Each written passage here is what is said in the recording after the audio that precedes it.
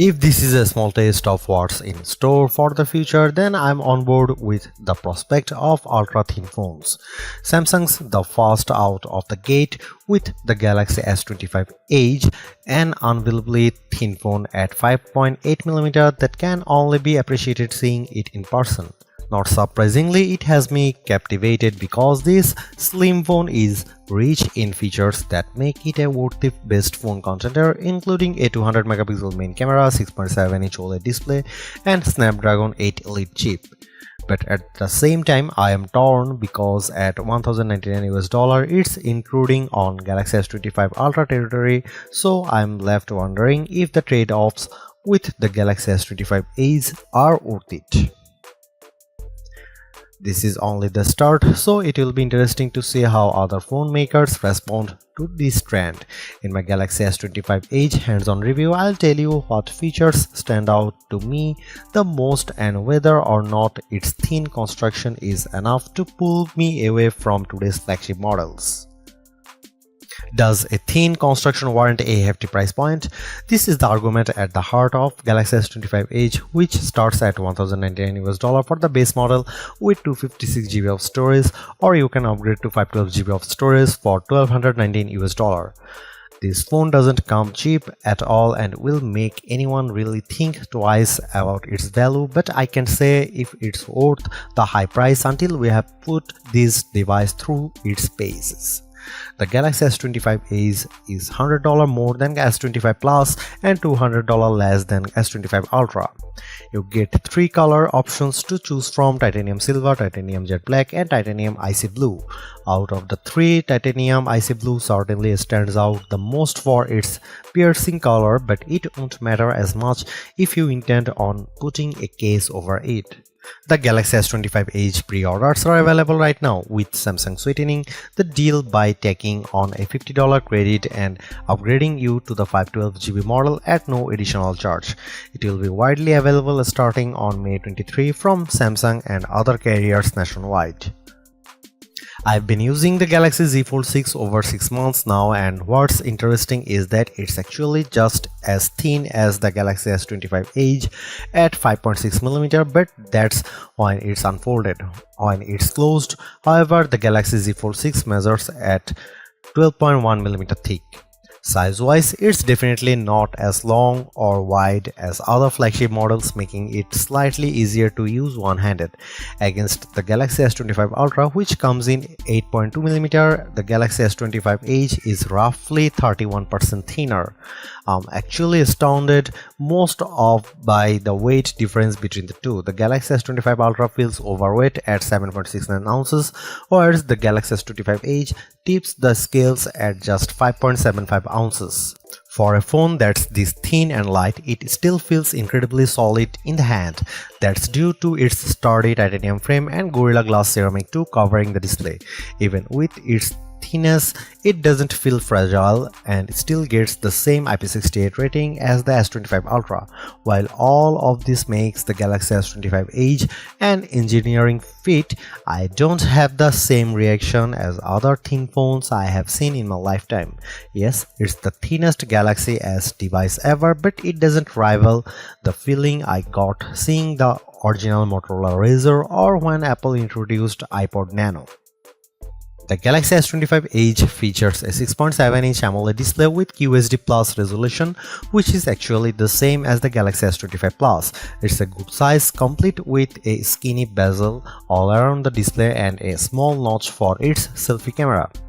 Samsung hasn't disclosed what this panel is rated for, but it packs all the qualities I love about Samsung's displays, like wide viewing angles and piercing colors. I loaded up a 4K HDR clip on YouTube, and honestly it looks very much like the Galaxy S25 Ultra.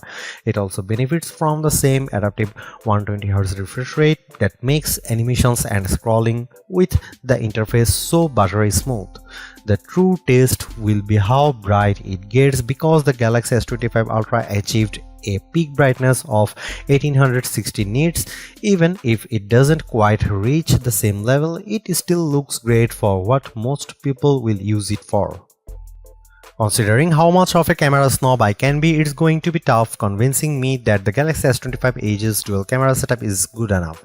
It consists of 200 megapixel main shooter paired with a 12 megapixel ultra-wide, but Samsung doesn't explicitly say it's using the same exact sensor found with the Galaxy S25 Ultra's main camera. The zooming is all handled by the main camera. I have seen excellent results from phones that make great use of pixel binding, so I suspect the Galaxy S25 Edge won't disappoint in this area. However, just know that its maximum zoom is capped at 10x zoom, which effectively eliminates space zoom from its arsenal. The Galaxy S25 and S25 Plus have a 3x telephoto lenses capable of 30x zoom, while the S25 Ultra has a 3x and 5x optical with 200x digital. This is one area I am apprehensive about because it means that it won't get the same caliber of moonshots or distant stars whenever I shoot astrophotography with the Galaxy S25 Ultra. Over on the video side, the S25 Edge has all the same shooting modes as the Galaxy S25 Ultra, including manual video mode and 8K recording. One thing I am happy to know is that the S25 Edge packs a Snapdragon 8 Elite chip under the hood, which is paired with 12GB of RAM, just like on the S25 Ultra. This combo has already proven to be a powerhouse, so I am confident it will deliver very similar results with various benchmark tests. Not only is it the thinnest flagship model around, but it could also be one of the most powerful phones around. But given how all of its internal components are scrunched together in such a tightly packed space to achieve its thinness, it does make heat buildup a big concern. I'm pretty religious at playing graphically intensive games on my phones, so the last thing I want to happen is it getting extra toasty and potentially affecting its GPU performance. Samsung says that the Galaxy S25 Edge boosts a configured vapor chamber for exactly this reason, which will help out with its heat dissipation. It's much more of a concern here than, say, the Galaxy S25 Ultra because everything's crammed into a much tighter space. In addition to the camera, the other area where the Galaxy S25 Edge compromises over the S25 Ultra is in the battery department. Naturally, a phone this thin needs to make concessions somewhere, and that's in the battery, which could be a deal breaker for some. Samsung claims all-day battery life from this 3900 mAh battery, but I don't think it will come close to matching the S25 Ultra in the endurance department. That phone packs a massive 5000 mAh battery, as does the Galaxy S25 Plus with a 4900 mAh one. I know very well that Qualcomm's chip is extremely power efficient, but I just can't see it outlasting either of them in our battery benchmark test or making it our best phone battery life test. At the same time, Samsung kept its charging speed to 25 watt, which is much lower than 45 watt wired speeds on the Galaxy S25 Plus and S25 Ultra. All of these points to be obvious, the Galaxy S25 Edge is not going to break records in the battery department.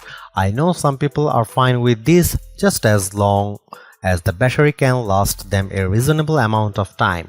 I just wouldn't want to find it running on empty halfway through my day.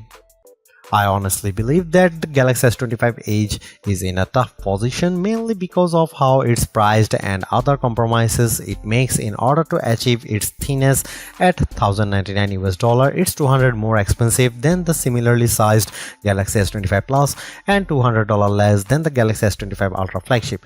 Battery life is clearly the one area where the Galaxy S25 Edge is at a big disadvantage. You could argue the same for its cameras, but I think its dual camera setup can still pack a punch. Yes, I'm willing to overlook not having a dedicated telephoto camera just as long as it makes do with pixel binding techniques to effectively reach the similar results. You can't take away Samsung's accomplishment here in creating a flagship phone that's bonkers thin compared to anything else around, but it doesn't leave me with much of a lasting impression. If it was exactly like the Galaxy S25 Ultra in every way, camera included, but in a much smaller and lighter package, then I think I'd be more impressed. But it's not. This isn't a generation-defining change like the Moto Razr or iPod Nano.